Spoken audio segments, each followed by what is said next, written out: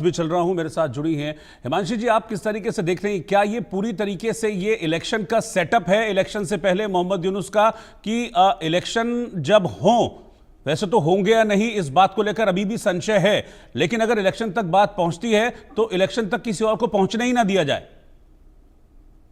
आपके सवाल के लिए बहुत बहुत धन्यवाद रोहित जी। देखिए, अभी इस समय यूनुस मोहम्मद साहब जो हैं वो एक क्लीन अप एजेंडा पे हैं। उनकी हम्म। छवि थी एक सॉफ्ट फेस टेक्नोक्रेट की, लेकिन अभी जो जिस तरह की कार्रवाई ये कर रहे हैं तो वो बहुत ही प्रतिशोधात्मक कार्रवाइयां हैं। हम्म।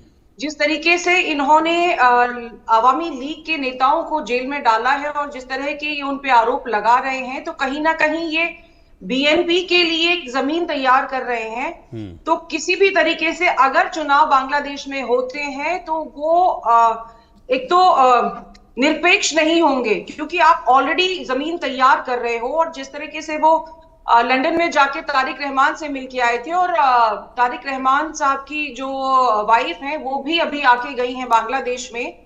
She has already checked all the arrangements, और ये भी कहा जा रहा है कि वो वापस आके अपना घर, जो उनका गुलशन शायद नाम से है या जो भी है, वो वहीं आके रहेंगे। तो उनके लिए ऑलरेडी जमीन तैयार की जा रही है, क्योंकि कहीं ना कहीं ये चीज बहुत अच्छे से यूनुस साहब को समझ में आ गई है कि जिनसे भी उनकी पहले नजदीकियां थी वो उनके खिलाफ हो गए हैं। फिर भी क्योंकि बांग्लादेश में देखिए, चौधरी साहब मुझे करेक्ट कर सकते हैं इस चीज पे, हम्म। एक ना हाइब्रिड नेशनलिज्म का सिस्टम होता है कि हिंदुओं से दूरी बताओ और अपने आप को इस्लामिक स्थापित करो। यस। और इसी के लिए वो जो है आईएसआई चीफ से मिलने का काम है, या जो कट्टरपंथी लोग हैं उनसे मिलने का काम है, और उनके लिए जमीन तैयार करने का काम है। हम्म। जब तक शेख हसीना सत्ता में थी, भारत के हित काफी हद तक सुरक्षित थे, चाहे आतंकवाद का मसला हो, चाहे शरणार्थियों का मसला हो, चाहे पानी का मुद्दा हो, चाहे कनेक्टिविटी का मुद्दा हो।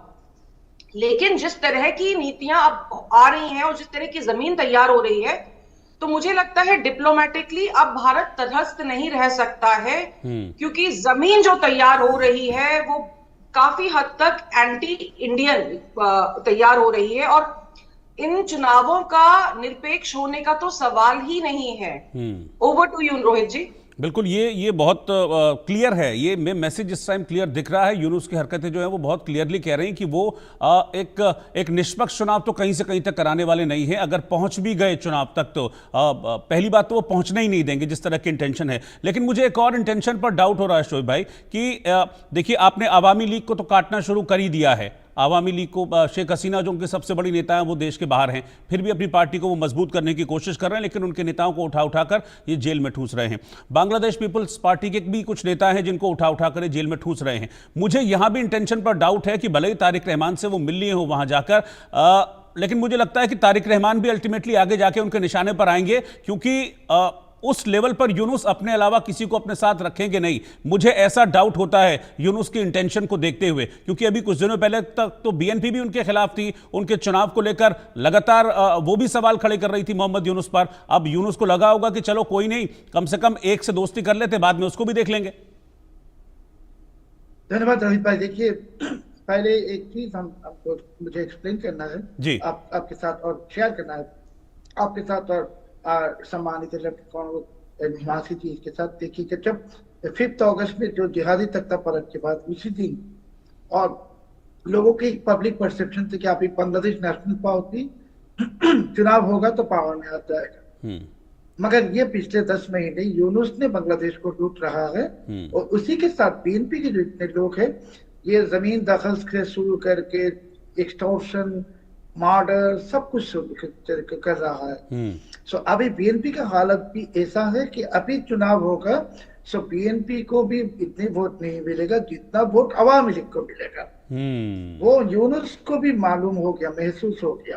और दूसरी, जैसे कि हिमांशी जी बता रहे थे कि यूनुस ने जो एंटी इंडिया जो एजेंडा यूनुस के थे, इसने बांग्लादेश के बहुत ही गहरा नुकसान पहुंच गए।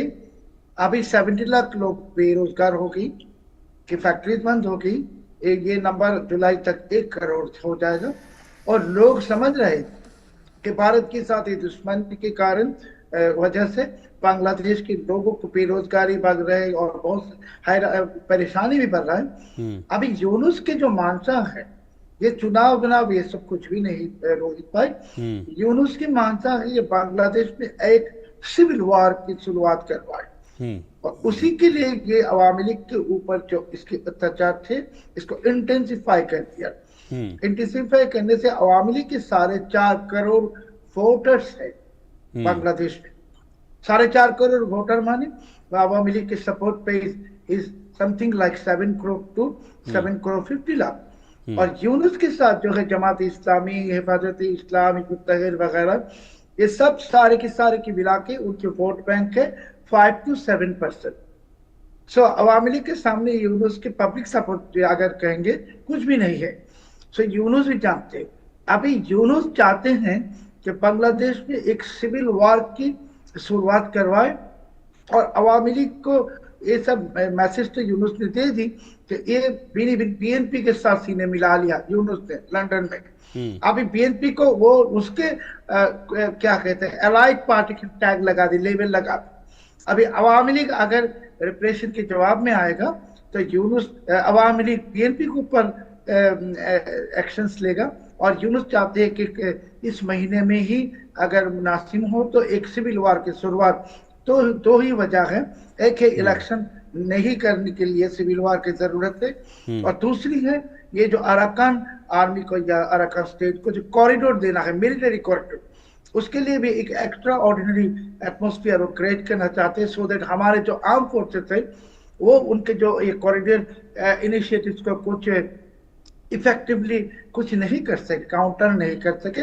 दे he wants to involve Bangladesh army, keep Bangladesh army busy ये सब सिविल वॉर में। यही यूनुस की मांशा है और दिस इज द लास्ट जो आखिरी जो क्या कहते हैं चाल है यूनुस की, यही एक खेल रहा है। और इसके बाद इसके साथ और एक लास्ट खबर आपके लिए कि यूनुस के बहुत सारे एडवाइजर्स, सिटिंग एडवाइजर्स ये वीजा की लिए अप्लाई किया है वेस्टर्न एम्बेसी में। कोई इसका टिकट भी कंफर्म करके रखा।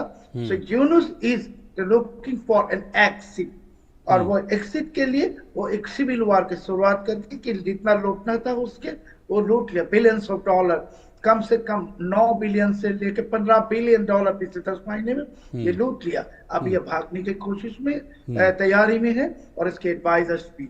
सो यही इसी के कारण अभी अवामी लीग के ऊपर ये जो चल रहा है ये इसी कारण। मतलब आप क्या कह रहे हैं कि चुनाव से पहले भाग जाएंगे?